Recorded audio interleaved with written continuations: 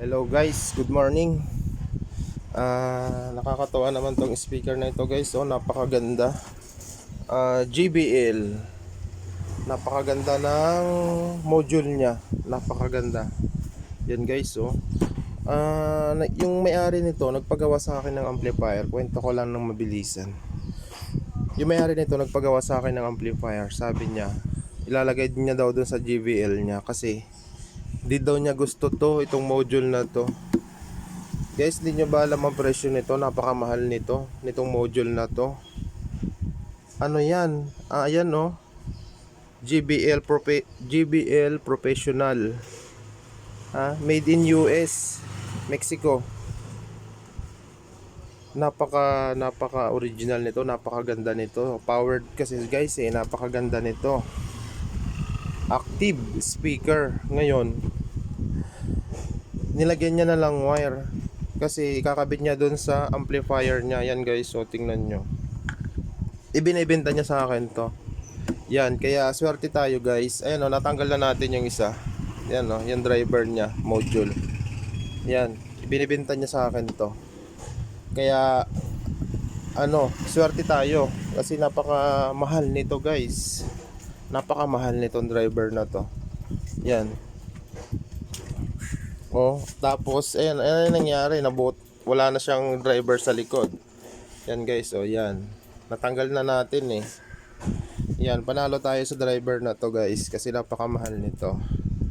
Yan, tapos itong driver na to, gagawa na lang natin to ng box tsaka speaker.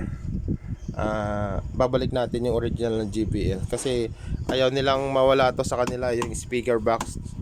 Ang ayaw lang nila yung makina.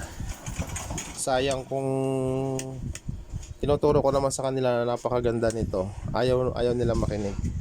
Kaya tayo na lang gagamit nito guys, itong module na to. Gagawin natin tong pamboses, vocal. Ayun guys, so ang dami nating bass. Ayan ang pambokal yan, JBL yan. Puro JBL yung mga gamit natin. Yan, yan 15 inches JBL, nasa kulang-kulang 2,000 watts. Parehas yung dalawa. Tapos yung base natin, dalawang double magnet na crown original. Ito, mas maganda to kahit medyo maliit. Clear kasi ang boses nito. Ayan, gagawin natin tong pambokal. Gagawin natin to na mid high. Ayan guys, good morning sa atin lahat. Ito yung lagi kong kasama dito. Ingat tayong lahat guys. Dami natin tanggap. Nagdatingan na naman guys yung mga electric fan.